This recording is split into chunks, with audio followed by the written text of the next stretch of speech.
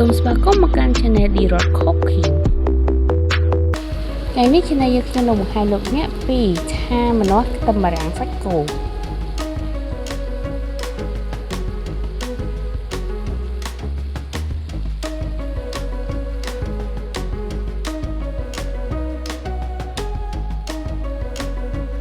គ្រឿងផ្សំមានសាច់គោម្នាស់ខ្ទឹមបារាំង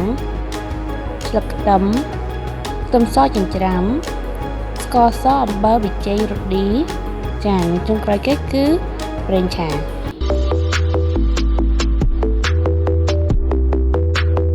យើងចាប់ផ្ដើមបំពងខ្ទឹមសឲ្យក្រហមឈ្ងុយបន្ទាប់មកយើងដាក់សាច់គោចូល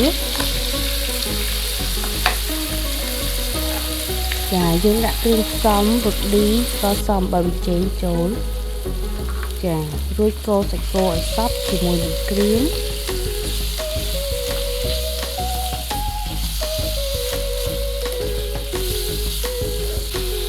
យើងចាប់ផ្ដើមដាក់ម្នាស់ចូលបន្តមកទៀតយើងចាប់ផ្ដើមដាក់ខ្ទឹមបារាំងចូលចាយើងឆាចូលគ្នាឲ្យសព្វឆ្អិនល្អ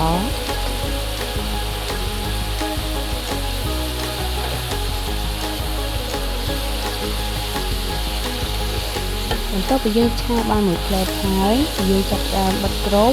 ដើម្បីឲ្យសាច់និងបន្លែរបស់យើងឆ្អិនល្អចានៅពេលនេះបន្លែនិងសាច់របស់យើងបានឆ្អិនហើយ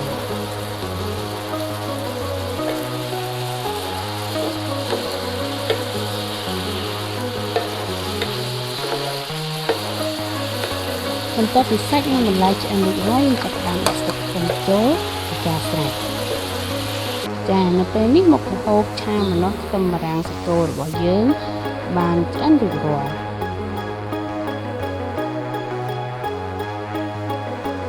សូមចុច Subscribe និងសញ្ញារូបកណ្ដឹងដើម្បីទទួលបានវីដេអូថ្មីៗពី Channel យើងខ្ញុំ